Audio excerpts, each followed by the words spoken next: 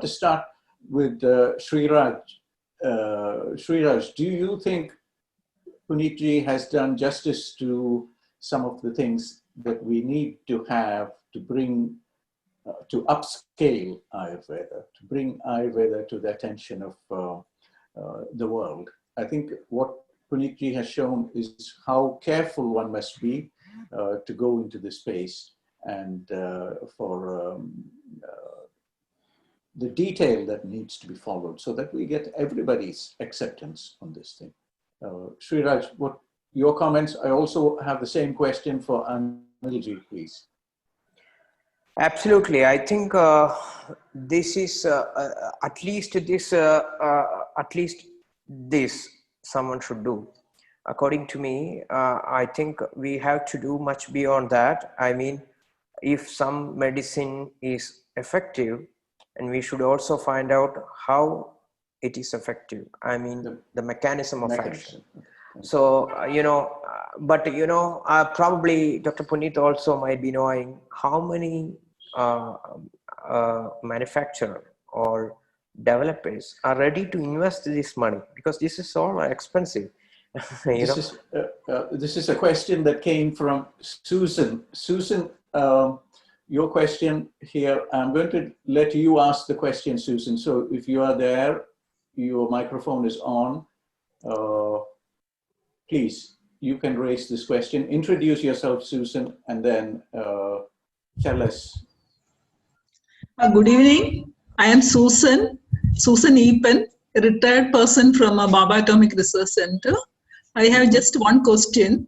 When so many formulations are tested, only out of thousands or 10,000, maybe one or two may be selected, and the cost will go up because you are conducting so many trials, and you have 10,000 formulations, and out of that only one or two gets selected. So don't you think that cost will go up for these Ayurvedic preparations? This is also a question, Susan, thank you so much for raising this important question. This is also for Anilji, this question of costs.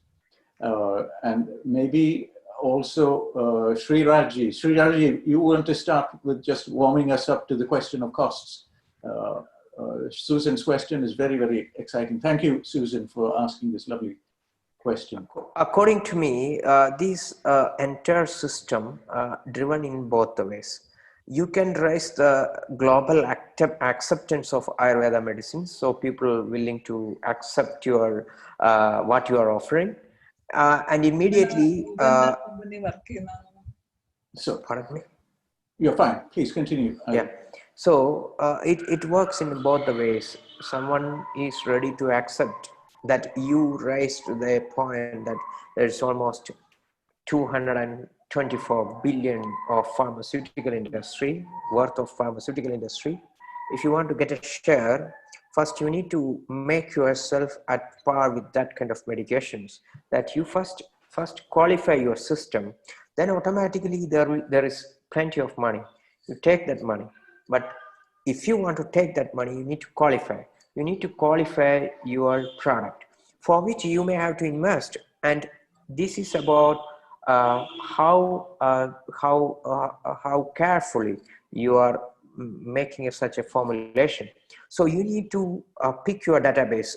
What you are gaining, I think he has explained it very carefully. In the pharmaceutical industry, you are inventing something new. So you need to go through a lot of even mitochondrial toxicity, reproductive toxicity. But you have some already existing file, which is in your bag, that is the scriptures.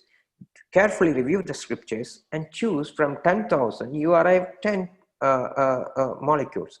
And so you can reduce cost at that stage. But whatever he has presented, you have no other choice. You need to emphasize the systemic way of evaluating formulations for medicinal purpose. Otherwise, you stay only here. You cannot grab the global acceptance. That's the point. Susan, does this address your question? Susan? Yes, yeah. It will be costly. The product will be very costly, right? Don't go away, Susan. Yeah. because we will come back to this. You raised a very important. Puneet ji, please add to this, and then I want Anil ji to add to this. Please, Right. yours. So, okay. So about the How cost. do you feel Susan's issue about cost, Dr. Madan, and also Dr. Madan, like you already know, that there was a trial for COVID that is working fine. And my company thought, this is something that can be a game changer. So even from my savings, I put into the trial so that the medicine comes into the market, and he knows very well. And for this specific test that were expensive, I thought, no, I would be taking guarantee of those trials, of those tests, and it should be done anyhow. So the main motive is not the cost. It is about getting something to the market. So in case, let's say it is costing a little more, but you are more sure about the product, that it is safe enough, you have more confidence while taking it. And in fact, as a seller, you have more confidence in selling it. But what we know is that we should be very much towards, Susan, you know, you would not be taking something from the market that is not safe for you. So the thing is, yes, it takes cost, but you need to make sure that you are taking the safe step and you're taking something that is very safe. And if for the safety you are putting in 10% more, I think that is worth putting into. Thank you. Thank you.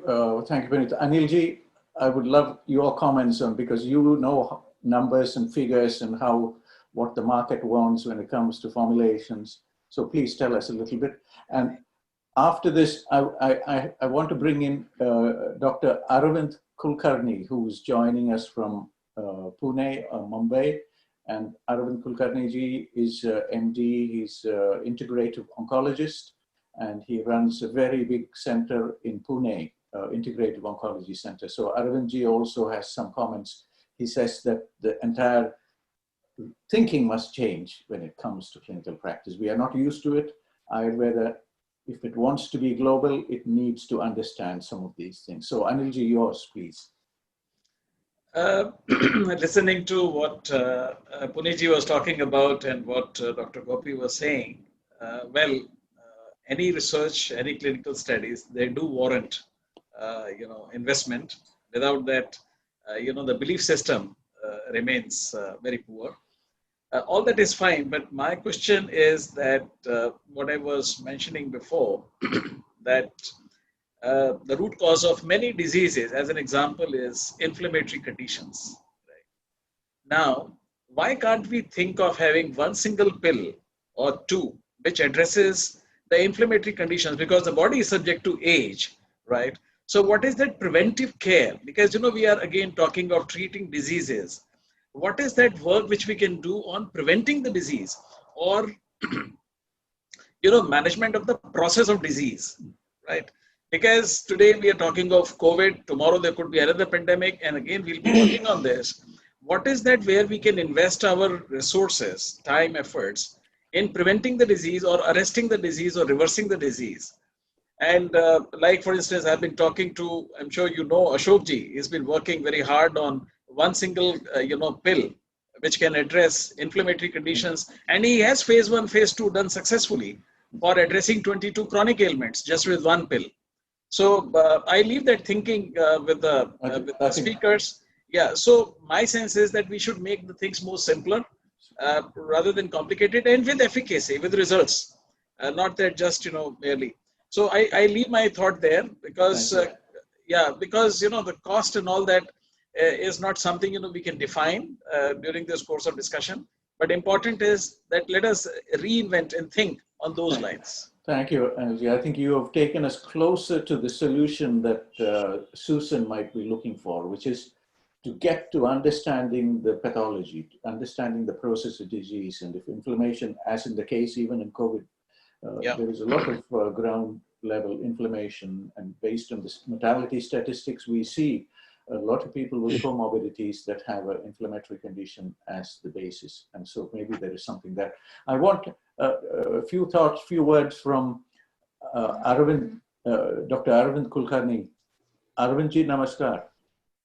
Namaste, namaste. Thank you for joining us from Mumbai or Pune, and so happy to have you with us. because I know you're a difficult man to find and catch, but so happy that you are here with us. Please enlighten us and do. No, it's a great thing to join you today from Mumbai, India. I think Madan ji is my old friend, and I was very happy to hear to Dr. Shriji, Dr. Khandelwal, Dr. Puneet Mittal, and all others. I said Madan ji is my old friend. That means he's not old, but I'm getting old. I am a radiation oncologist myself. And for last 45 years, I have slowly shifted to calling integrative oncology. Now, I have been working with a lot of Ayurvedic and other Ayush practitioners in India. And also I have worked with in the USA some time ago. So what I feel right now, that COVID has taught us a great lesson to rush up the things and just think about changing our old values and old paradigms. I have no objection. I have completely agree that all the medicines should be safe, standardized, pure, and everything is there. There is no problem about it. But there is a lot of difference in pharmacological molecular testing versus Ayurvedic or any other herbal testing, which is a complex molecule, and it works as an orchestra. I'm tempted to give an example of London Philharmonic or New York Philharmonic Orchestra. The orchestra, there are many people who are playing their own thing, but they are under the master, conductor of the orchestra. So I think just like that, you cannot isolate only one molecule and then test on him what he can do. If you isolate Zubin Mehta or somebody else from the whole orchestra, the show is not going to be great. So I think we need to understand the difference between the pharmacological testing and all the parameters versus the complex Ayurvedic or other herbal molecules. And this is the most important thing I've been advocating for the last 20 years. I think some people are catching it. I also yet to learn a lot of things about it. But the most important thing is the mind. We don't give much account for any mental things of a human body, which is a very complex structure. We just want to do phase 1, phase 2 animal trials, toxicological trials. But actual effects may be quite different. Especially for Ayurvedic herbs, I think we have to undergo reverse pharmacology. Not as the usual step 1, phase 1, phase 2, phase 3. I think the Ayurvedic herbs have established their work and safety over hundreds of years. So we don't want to keep on wasting much time in reinventing the wheel. I'm surely we need the purification products which are standardized and utilized, but we don't have that kind of time to waste in phase 1, phase 2 multinational trials. That is good for a commercial thing, for industrial thing. But I am talking as an advocate of clinical practitioners and patients who don't have that kind of patience. So I think we need to modify our thinking, and reverse pharmacology is more important for Ayurvedic trials. We have recently conducted in this rush of COVID.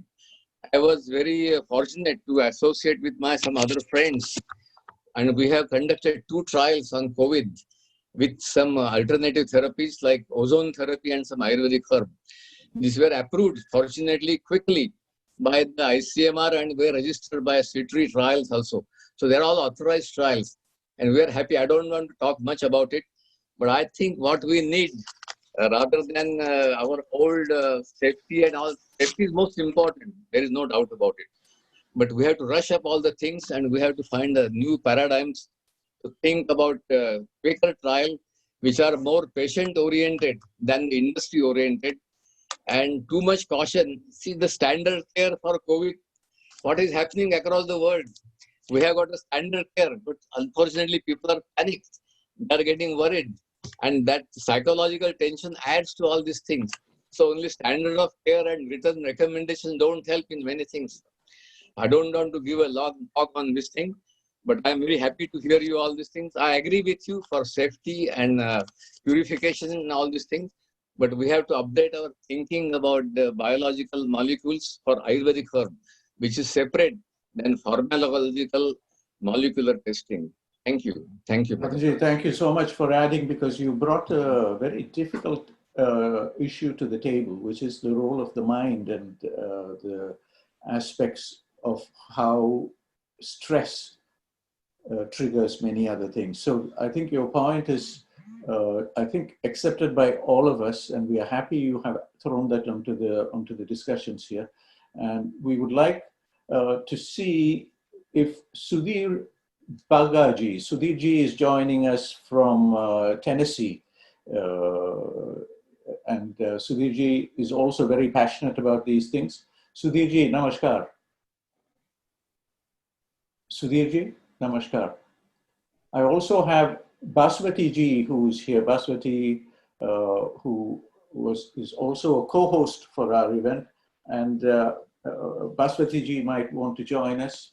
Bhaswati is coming to us from Udupi in Karnataka, but she says there has been too much rains and her connection keeps cutting off. Let me see if Sudhirji, are you able to hear us? Sudhir? Yes. Sudhir, I wonder if you have some thoughts for us or some comments for us in response to some of the way the discussions are evolving about clinical trials and quality of trials and where we need to go, and about the role of the mind in all these things in the COVID outcomes and responses. Madan, I was in and out.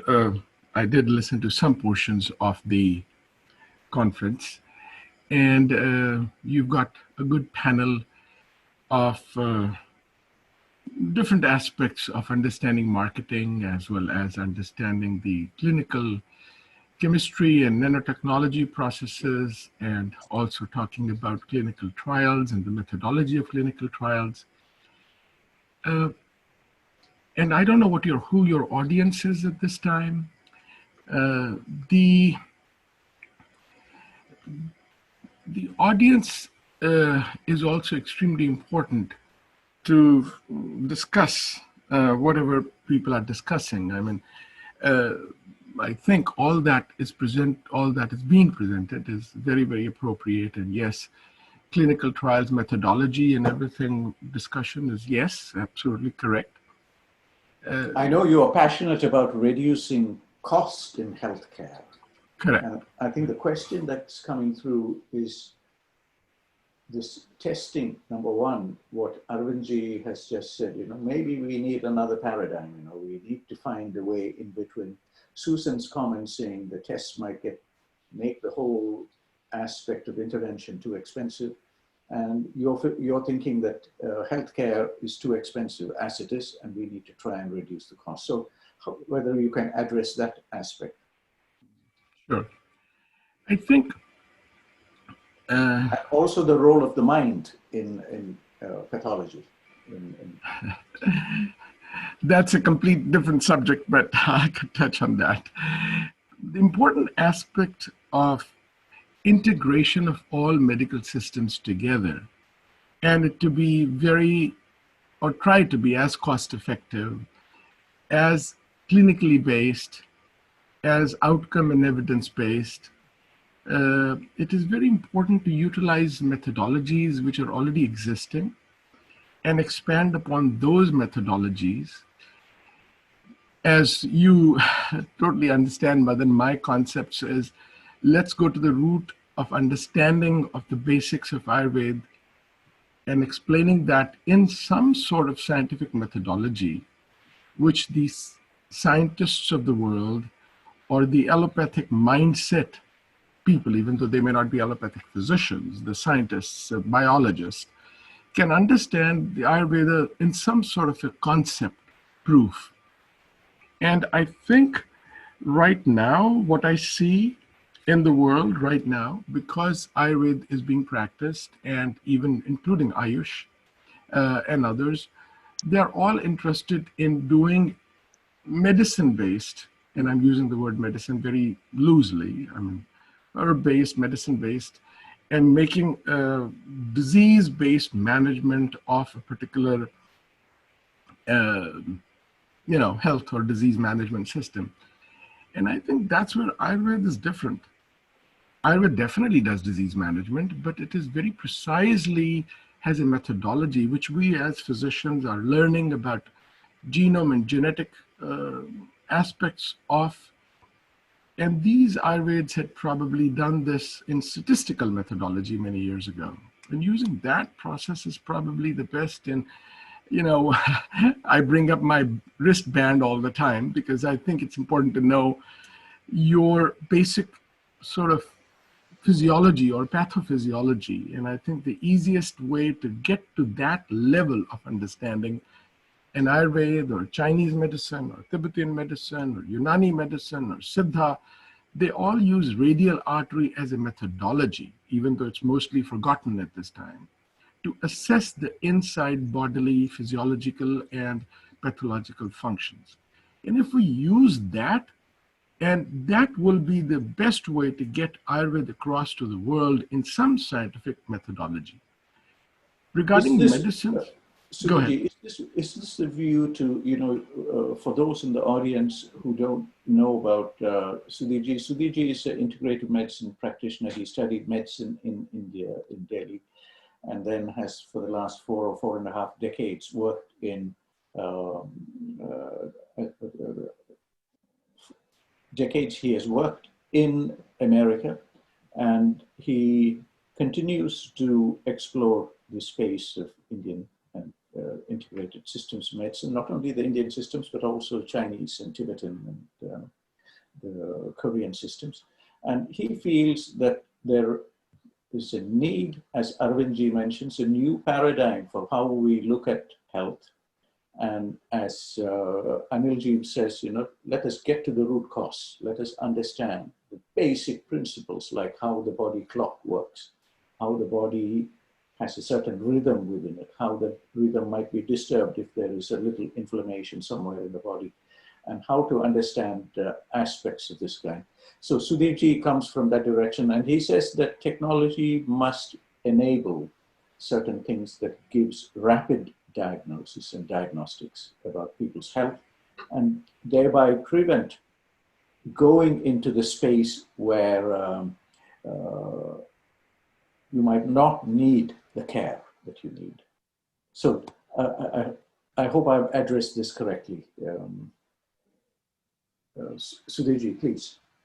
Yes, absolutely. I mean, you're absolutely correct, Madan. That's correct. Regarding the clinical trials and methodologies, I think obviously in India, all these Ayurvedic systems or Unani systems are medicines, and they are considered medicines, and using these clinical trial methodology, using that and making that as a medicine all over the world is a good process, but I think it's a very expensive process, and that's why all over US and European things, they are using this as a food supplement, because they don't have to go through this rigorous clinical methodology trials. Is that good or bad? I think it's a clinical way of getting to message across. I mean, like Gopi has done some, I was looking at some of the things he has done on curcumins and ginger. I think using food and making that more biologically aspects, and then relating that to the basic constitutions. I mean, like which persons might be benefited by ginger or garlic as compared to on the basic constitution, and using that methodology might be the one way of getting Ayurveda across the world. My concept, Madan, is more on the basics. And obviously I understand medicine and drugs. When I'm using the word medicine, I'm meaning the drugs, and I'm using it loosely, is important, but obviously most of the world is into, I hate to say, Lakshmi, and Lakshmi is good, but one person pointed about Lakshmi was this guy, he said Lakshmi is apne laksh ki taraf jana, wo important hai. That's what Lakshmi is, not necessarily monetary things. Laksh ki taraf jaane ko Lakshmi kahenge. I like that. This was this guy, he's in Bangalore. I mean, he was talking about it, but I want to see, Sudhirji, your point is very important. And I want to bring a few more people into this discussion, because we're touching a concept that is philosophically comfortable for us in India, but might not be for other parts of the world, or might not be for people in the business world, etc. So we are very fortunate that we have a collection of people here who can dissect that problem a little more. And Arvindji, I want to see if, Arvindji, whether you are agreeing with any of these things. And I want to see if Susan is agreeing with some of these things, that the cost aspect needs to remain more closer to people's abilities. So Arvindji, Yeah, I don't. yeah, I completely agree that cost is a very important thing. You know, I think the globe or universe doesn't have endless supply of money, and we have to be not only for cost purposes, but we don't want to delay a lot of things which are obviously known to help over the ages. We have to rigorously test them scientifically, but the rigor should not last for 3, 4, 5 years. Okay. Because already all these things have been, you have to verify that the animal trials and molecular finding are okay, but we are not considering the Vata, Pitta, Kapha, Dosha or Sapta Dhatu concept, which is very important for Ayurveda. I think Ayurveda is a great science, and we have to also accommodate them, their views, and respect the Ayurvedic people for all this contribution of research. And we have to modify our directions for the research. So they are quick, and effective medicine will be much less costlier than the current pharmacological models. Thank you. Punitji, I want to come back. Arvindji is taking his position, and I think it's very important we address this. So I want to bring you in, but before I bring you, Punitji, before I bring you in, I want Dr. Bhaswati Bhattacharya. Bhaswati is one of our co-hosts in this event. And Bhaswati-ji, can you hear me? Yes, can you hear me? Okay, Bhaswati, before you come online, I would like to just quickly share my screen, if I may, and just to set the scene for this. Bhaswati-ji is one of our co-hosts for this event, and starting the 4th of October, the first Sunday of every month now, Bhaswati-ji will be running her series called Ayurveda, Ayush Hard Talk. And we are lucky that Dr. Kulkarni, who is here with us, will be one of our first panelists on the first Ayurveda Ayush Hard Talk.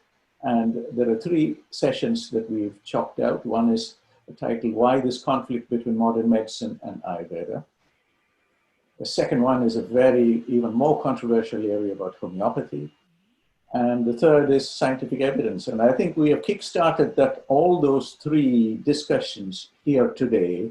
And Bhaswati-ji will be doing next on 4th of October, she will be addressing this big question, why this conflict between modern medicine and Ayurveda.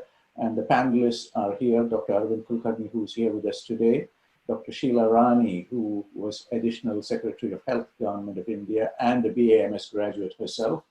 And we've promised by Professor Y.K. Gupta, who's the retired Professor of Pharmacology at the All India Institute of Medical Sciences and former Director of the Toxicology Research Center in Lucknow, and also since then has been established as President of many of the newly forming All India Institutes of Medical Science. So Bhaswati-ji, all yours. I leave this on, but please do continue. Well, tell me a specific question, simply because I have a rainstorm raging outside. Okay, and you've been cutting in and out, sorry. Let me just say, what we had with Punitji was a very detailed presentation of how we go about doing clinical trials to bring Ayurveda, to upscale Ayurveda, to make people who are not very happy to listen to this message about Ayurveda and its traditional systems. And the question from Susan, who's here with us from BARC. Susan's joined us from Mumbai, from BARC, saying, won't the cost go up if you start doing these trials the way it needs to be done? And Dr. Arvind Kulkarni's comment, yes, safety is important, but don't escalate the costs unnecessarily. So we have a mix of things that we need resolving. Yes. We need to increase acceptability. That means it must go through all those trials. People must understand, can we change this narrative? This will be what you will be also touching on in your heart talks over the next 3 months. So let's get this ball rolling, because all those three issues are being addressed here. So what is scientific evidence? Do we have to go through this tedious process of getting evidence? And why this conflict between modern medicine and Ayurveda, and not only modern medicine and Ayurveda, why this low acceptance of Ayurveda? So I am trying to figure out if I should take, which hat of mine I should put on. Well, put them both on at the same time if you can. If you've got two heads, we need two heads basically. Yeah, So well, I've got about 5 different hats. So well, you've worked through all these domains. I'm going to. Can you? We ask. Can you hear me? Yeah, we can hear clearly. You are doing hard talks. We are doing the even harder talk here. Okay, so if you talk about acceptance, one of the things I will ask is what actually drives technology, chemistry, pharmaceutical sector. They are really slaves to whatever the market numbers show them. In India, there aren't a lot of hard market numbers. People that make up those numbers go on suppositions from their best economics classes. But you know, the fact is that for as big and robust as our economy is, yes, big export, import, we don't have direct numbers. We don't have the kinds of numbers that we should have, both in terms of sales or in terms of the units of particular, let's say, bhasmas that are sold, or in terms of the quintals of a particular drug. They're supposed to be there with the National Medicinal Plants Board, but we know that those are actually not exact numbers. And there a drug manufacturer is willing to give its own accurate numbers. So we don't actually know. But what we do know is that most people will not buy bhasmas in order to flush them down the toilet, which means that there's a huge number of people that are using bhasmas and that are buying them and taking them. And if you've already got the medicines, why do we have to do all these safety studies? Why can't we just do pharmacoepidemiology studies, which is looking at drug use and the expected rate of safety, or just going to, for example, the makers of bhasmas in a factory and doing before and after tests on them when they 6 months, a year after employment, and seeing what their kidney function is and what their arsenic levels are and what their lead levels are. Why don't we do those kind of studies for humans that we've already got working in bhasmas? Why are we working on rat models? And even those rat model data are showing the bhasmas are very, very safe. So that's one part of acceptability. Another part, I think, that's very important that people are ignoring is that we don't actually look at evidence. People scream evidence because that's what they learned in school. And I've, with all due respect, listened to as much of the arguments and discussion that I heard today before I kept getting cut off.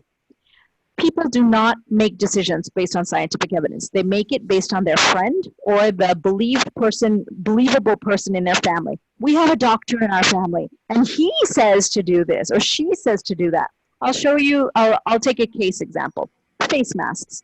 You can go and look at a lot of the literature, and what you will find is actually most people wearing face masks neither protect themselves nor protect the people around them.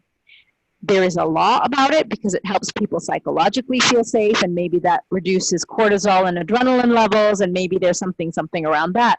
But face masks, for the most part, the scientific evidence of the pore size and the transmission through the air and all the various parameters that you can possibly think of around face masks. There are some very good articles in medium.com, in a few of the medical chat groups, as well as actual published articles.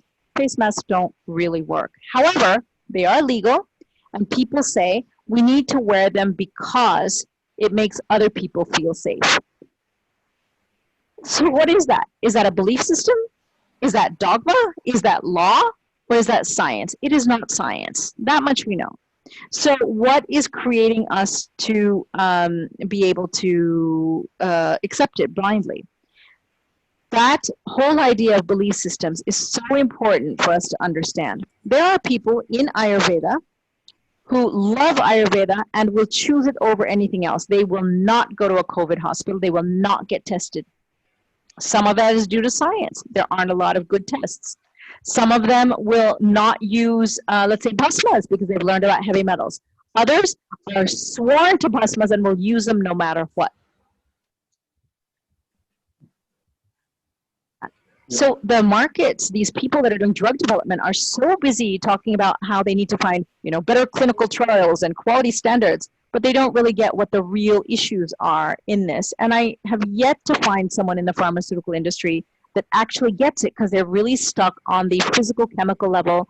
They are not understanding that molecules work at very different levels when you're looking at a heterogeneous mix of nano, micro, and milliparticles, that there are energies in metals and herbo-metallic mixtures that are different in bhasmas than they are in other kinds of compounds. And that's just bhasmas. If you go to plant drugs, there was a statement made earlier about how they're just phytochemicals and they're just functional materials and there's nothing else to them. If you go and speak with some of the best Dravya Guna experts, they will talk to you about some of the themes that Jagadish Chandra Bose, who 100 and some years ago talked about the experiments he did around the energy within plants. And most agriculturalists, most people who actually work in the fields will talk about how plants are so much more than just phytochemicals. I can go on and on about phytopharma since my PhD thesis was on phytochemicals, right when the law came out. But I think I'll say that that's... If I may, I'm just going to interrupt here because the question is... Go ahead. The question is that there is a diffidence in the community which is preventing the scaling up and the upscaling of Ayush system. So it's not only Ayurveda, it is also in the other streams. So if we go into yoga, India is struggling to find standards. The Quality Council of India was going to do something and that hasn't happened. And people in the WHO are now in Geneva saying, how do we standardize this thing? We've got people, so many people who claim to be yoga practitioners or yoga teachers or yoga therapists. I'm sorry, what was the reason that we need to standardize?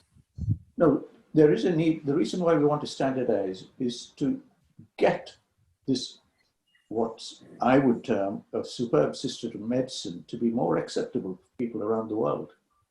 Ayurveda finds it difficult in its home territory. Even in India, there is reluctance in the community. You will be addressing this in your hard talk as to why this conflict. Well, let me ask you, if you love Nike tennis shoes, and we take a poll of everyone that loves it and we set a standard, or size 40 in Indian or size 8 in American numbers, is that going to fit for every person? Well, how are we going to scale that up? It's not a different. When you talk about an individualized medical system, you cannot standardize. And right now we have a bunch of buffoons that are talking. You have, I'm going to interrupt. How you go into the literature and there are 7 different preparations for the same Chavanpraj or for the same Trifala or for the same, name any Vati. And it's preposterous. There are 7 different or 10 different formulations. Why is it there? If you go into the talk about different diseases for which different medicinal herbs need to be the bhavana, the mixing factor for that particular same formulation. I take your point. I take your point about the fine details. But at the end of the day, there is something between the formulation and the physiology.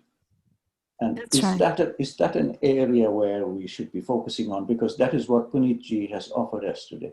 And that is what Puneetji has offered us, valuable markers. He's listed D-dimers for inflammation. He has listed procalcitonin, and he has listed so many other markers. Is that not a correct way to approach this problem, so that people who are familiar with that aspect of human biology starts to recognize that as the way to standardize something, so that we can start to accept this thing?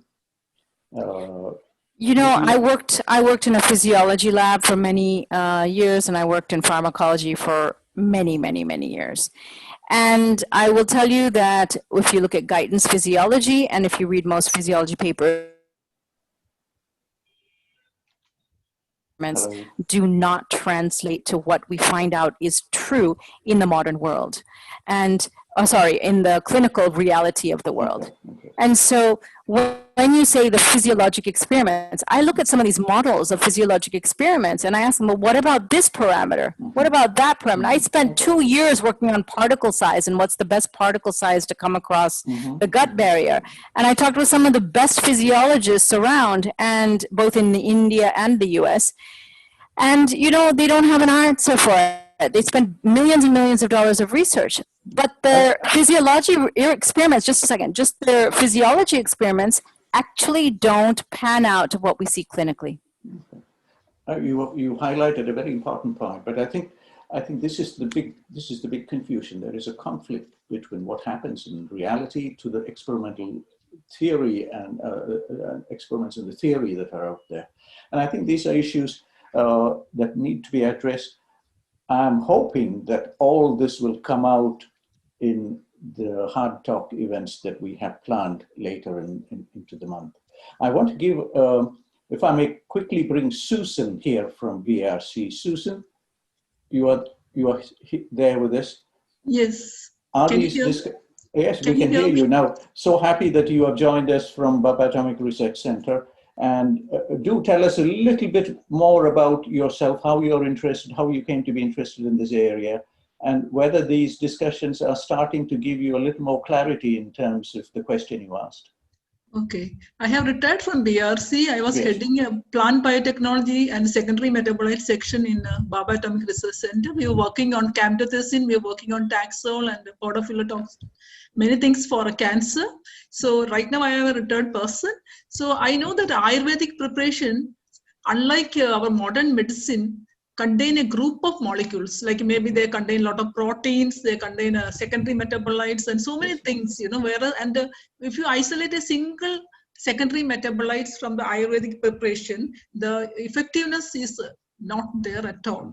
So I feel that, you know, like a clinical trial is of course very important, it's highly essential, and it's essential to prove the efficacy to the public. But because of the clinical trials, that material will become very costly, and our people from the developing countries will find it difficult to buy. Maybe in India you can maybe do some different type of tests. I don't know what to tell. Maybe on cell lines, or I don't know. Yes. Thank you, Susan. I want to bring Sreeraj here. Sreeraj, would you like to add a little bit here? Because you can, I hope you're seeing the kind of threads that is running through people's minds about why clinical trials may not be very attractive, why we must do something else, as Arvind Kulkarni ji says, you know, we need a new paradigm. Susan says if you isolate the compounds, they don't do it. Please add something to our. I do agree that, isolation of active components like in the pharmaceutical science, in the modern pharmaceutical science will not help, because that's been proven with the multiple studies that it needs the whole extract as it used to be. But, it is not, from the beginning onwards, I was emphasizing the point, nothing is going to change even if you do this clinical trial or not for a patient perspective. It is only to translate to the other community, to the other side. It is only to make them understand that this is working in this way. If there is some standard is already been fixed, whether it is in US or in Europe. If you wanted to get an acceptance as a medical system, not as a food supplement, and if this is the barrier, and it needs to be done. So thank you. I think you're focusing this thing now. Bhaswati ji, what do you think? We want to push Ayurveda to the same level, at least in terms of the curative aspects, to the same level as where modern pharmaceuticals are, and that acceptance barrier needs to be broken. Yes, and I loved what Sreeraj said, because what it brought up is a large debate that's been going on for the last 20 years in the Ayurveda community in the US, both at NAMA, which is the National Ayurvedic Medical Association of the US, but it's only one of 3 or 4 national organizations, because each group has their own fiefdom. And what they discuss is that it's assumed that everyone wants licensure of Ayurveda as medical drugs. But the people that want it are usually not like Sudhir Bhaga and myself and others who are actually legally practicing licensed board certified physicians in the US, who also are board certified in integrative or holistic or complementary medicine. And the big issue for me is that I need to get those medicines of Ayurveda, not because of some ego drive, but because I want to get them to my patients who need to heal from diseases. And the simple question that I would like someone who wants to see licensure, I run them through an algorithm. I say, okay, so if you take them away from the food supplement realm, or they're actually called dietary supplements in the US, and you take them, and they're called natural medicines in Canada, and there's a name for them in UK and Europe and Australia. If you take them out of that dietary supplements category and you put them into a licensed medicine category, number one, who's going to then prescribe them? If they're licensed, that means they're not open on the open counter, right? They're not OTC, over the counter. So who's going to prescribe them? And are those people who are currently licensed to prescribe competent at prescribing them? Okay. If right now I say, here's Manasa Mitra Vatakam, and I would like to have it be a licensed medicine, which doctor knows how to prescribe that? That's one part. The second part is, if you have to go right now to banyanbotanicals.com or kotakal.shop or Ayush Herbs, and you can just buy it and pay $20 and you've got it and it's shipped to you and you get it in 2 days. But now it's a licensed medicine. Then I have to go to a physician. I have to pay $200 to see that physician. If the physician decides that he wants to give me that medicine, then he gives me a prescription. And if he or she is incompetent to understand and I can cajole him, I might be able to get that prescription. And if not, then I get it. And that, because it's a prescription medicine and supposedly insurance companies might start reimbursing it, the price Hello. $80. Well, that's good for the maker, but it's very, very bad for the patient, because currently we have 45 million and growing, which is about 12-15% of the US population, who don't have health insurance, and many of them don't have health insurance. And I will say it's a large number of my patients that don't have, not large, but a significant portion, because they don't want to pay money into a system that they don't believe in.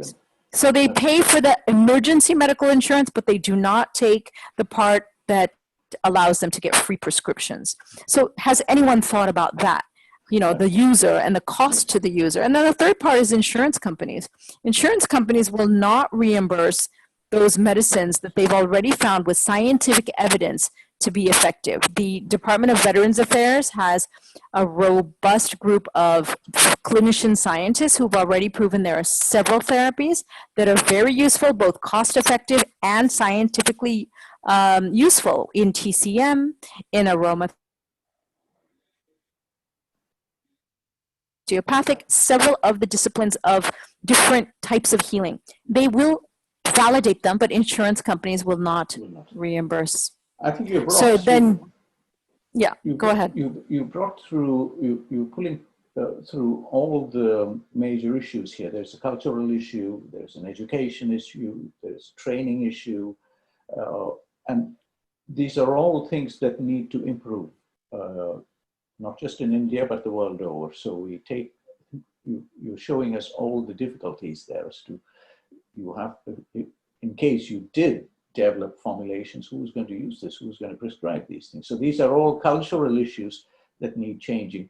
And I think what Sreeraj and what Puneetji are offering us is that to break that barrier you need to have the evidence, whatever that might be.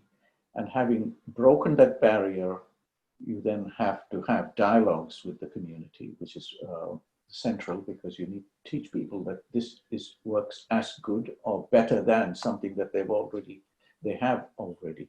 And those dialogues are important. But we get into a kind of catch-22 here, that we don't have enough baseline evidence to show these things work. And because we don't have that evidence, we can't get the dialogue going. So do you feel we have at least drawn the line here, saying, okay, Punitji is doing some wonderful studies on systematic trials of Ayurveda-inspired formulation, and he's getting exciting results for COVID recovery. And do you feel that is a way ahead? Yes, Madan. Once we get a dialogue going, maybe things will change. Need is a bullhorn of awareness, and that awareness is just not happening. So people on some level do not convey that awareness because it's a competitive world out there. If I'm doing consulting for one group and I find out something, I want to hold that as my knowledge. Thank you. Thank you. As a consultant, and then I'm not going to convey that knowledge to another group that I work with. Okay, so the awareness of real things, like, for example, do you know that there are 7 or 8 Ayurvedic medicine polyherbal formulations that are already approved in use at FDA? No, people don't know that. Do you know that there are 2 polyherbal compounds that are actually registered as medicines with the FDA? They are polyherbal compounds. And I tell people, and they say, no, there aren't. And I say, yes, there are. And, you know, that awareness is not there. Do you know that there are about 300 of the Ayurvedic herbal drugs that are permitted to be included in the dietary supplements list, certainly, but used in hybrid drugs, which are these polyherbal / modern medical combination formulations to be then taken into NDA. So why don't people know about this? There's a lot of awareness that needs to happen on the technical level, on the people that are developing drugs in India, in Ayurveda, or in that space. So I think number one is we need to have awareness. For the common public, the people vote with their feet, Madan. And this is something I cannot convey enough. And I think Sudhir, Dr. Bhaga tried to say this, that there are people voting with their feet. People spend, I don't know what the current numbers are right now, how many $1 billion of out-of-pocket monies they spend on their supplements. And they want access, and they will not allow the government to shut down that access to it. They don't need evidence. My patients, I told them, start taking Jai Mangala Ras. Start taking Guduchi. You can take it in Shangshamani Bhatti. You can take it in Amrita Rishtam. You can take it, you know, here are all the different forms of Guduchi. Yeah. They started. Yes, and they get good effects. Now, the thing is and they paid for it. My point is that they paid for it and they didn't wait for clinical trials. People are using it, and there's a huge number of people in the United States that are behind Deshay keeping the access to dietary supplements open. And they really don't care about all this clinical evidence. What you guys are trying to prove, if you're working in drug development, is some, you know, invisible, idealistic white man that you think is against alternative medicines or Ayurveda. As a person who is probably the only one that's spoken about Ayurveda at the FDA, I can tell you there are many, many, many of them who are very open to Ayurveda. And in fact, I have patients who work at the FDA as scientists. And now I'm starting a speaker series with FDA scientists starting, I think, next Friday, who are all scientists or people working as professionals at FDA who want to learn about yoga and Ayurveda. Where's the evidence for them? All they know is they have irritable bowel syndrome and they want to get over it. Thank you. I hope you will share information about how we can join in and listen to these discussions too. I hope you will share this with us. Now,